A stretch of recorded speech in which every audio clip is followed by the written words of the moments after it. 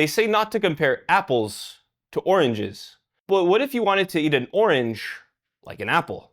Then what? Hey, I'm Nicholas from Rtings.com. Today we're reviewing the 42-inch model of the LG C4. We already reviewed the 65-inch model as a TV, and we tested the smaller size as a monitor because you voted for it in our suggestion poll. The C4 is available in a wide range of sizes. However, the 42 and 48-inch variants are different from the larger models because LG advertises that they don't have brightness booster, meaning they aren't as bright. So how does this orange perform as an apple? Or rather, how does this TV perform as a monitor? And is it worth getting over dedicated gaming monitors?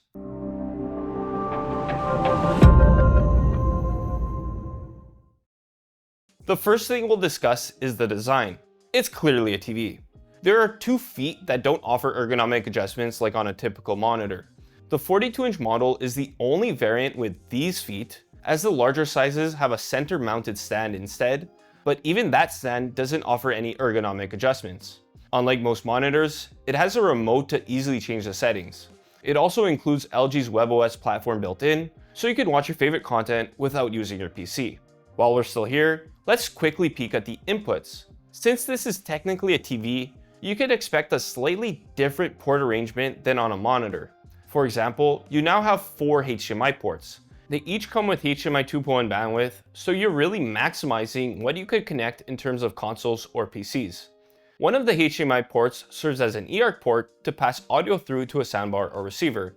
It also has an optical audio output and a headphone jack for other sound connection options. There are 3 USB-A ports, but unlike most monitors, there's no pass-through to your computer. Lastly, it doesn't have a display port either, so you need to make sure your graphics card supports HDMI 2.1 if you want to make full use of this TV. Okay, with that out of the way, let's move on to the performance and start with the picture quality. Before we continue, we want to say that we tested this with different settings than when we tested the larger size as a TV. We tested it with 444 pass-through and game optimizer both on because these settings result in low input lag, and it's what we expect people to enable when using the display as a monitor. We did run more tests with those settings off, which you can see in the published review online if you want to find out more. Starting with the SDR brightness, it doesn't get very bright using these settings, but thanks to its fantastic reflection handling, it's fine if you have a few lights around. It's just harder to properly see the screen in very bright rooms. Unfortunately, while it has a peak brightness setting to amplify the brightness, you can't enable it with 444 pass-through and game optimizer also enabled. But turning those settings off results in higher input lag, which really isn't ideal for PC use. Basically, you have to choose whether you want that bright screen or low input lag. Luckily, it gets very bright in HDR, even if you're using our suggested settings. Small highlights really pop, but it can't maintain that brightness with larger highlights. It also has fantastic PQ EOTF tracking with dynamic tone mapping on HGIG, so it displays most content at the brightness that the creator intended. No matter which combination of settings you use, it displays deep and inky blacks thanks to its near infinite contrast ratio. This is great for using it in a dark room, and there isn't any blooming around bright objects either. Besides its bright highlights and deep blacks, another important factor in good picture quality is the range of colors it displays. It has fantastic coverage of the DCI-P3 color space that's used in most HDR content.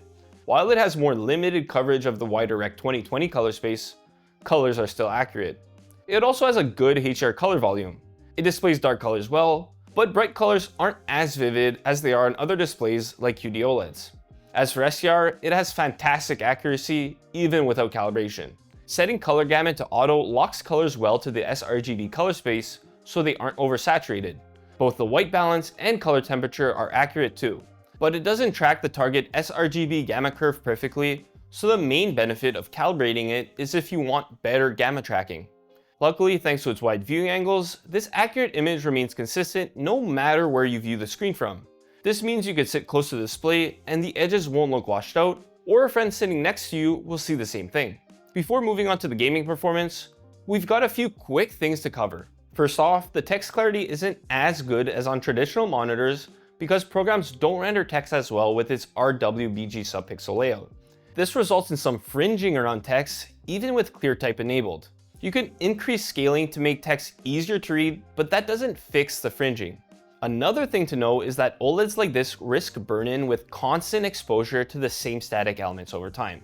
This is mainly a problem if you always have the same static elements on the screen, like desktop icons, the taskbar, or even in-game elements. But if you also use this as a TV and change things up, like by watching movies, you won't have too many issues. It even has a few settings to reduce the risk of burn-in. There's a pixel cleaning setting that's meant to fix any burn-in issues. It also has a screen move feature that shifts the image by a few pixels so that some pixels aren't always displaying the same thing. Alright, we can talk about the fun stuff, the gaming performance. It has a max refresh rate of 144Hz, which you can get with Game Optimizer set to the 144Hz mode. It also supports all common VRR formats to reduce screen tearing. You'll be happy to know that fast-moving objects look sharp at any refresh rate thanks to the near instant response time. While motion looks sharp for the most part, there's still persistence blur, especially at lower refresh rates. It does have a black frame insertion feature to reduce this type of blur, but it only works at 60Hz and not at the same time as VRR. It also increases the input lag, so it really isn't ideal to use for playing games that need fast reactions. One downside of OLEDs is that they have noticeable VRR flicker with changing frame rates. This is mostly distracting in dark scenes, but isn't so much of a problem if your PC can maintain consistent frame rates. Moving on, we also want to add that this monitor has low input lag as long as you have both 444 pass-through and Game Optimizer enabled. Even just disabling Game Optimizer more than doubles the input lag. If you have both settings disabled, then the input lag is too high for gaming. Lastly, while it's great for PC gaming, it's also fantastic for console gaming. It can take full advantage of both the PS5 and Xbox Series X or S. Alright, now that we know how it performs, this brings us to the main question. Should you get this as a monitor? Its picture quality and gaming performance compete with even the highest end monitors. But honestly, getting this display or not depends on your needs. If you need a dedicated PC gaming monitor with a higher refresh rate and smaller screen, then the C4 just isn't for you. But if you want something you're going to use as both a monitor for gaming and a TV for watching content, then it's something to consider. One of the C4's advantages is that it actually has some built-in image processing, which is useful for watching low-quality content, like from streaming services. Monitors don't usually have this.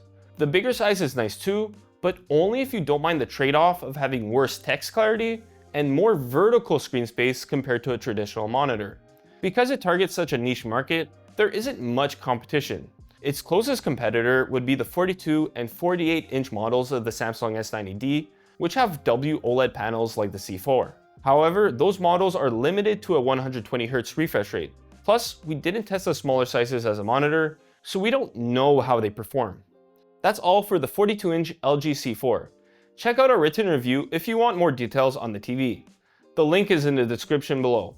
Until next time, I'm Nicholas from Rtings.com, where we help you find the best products for your needs. Ciao.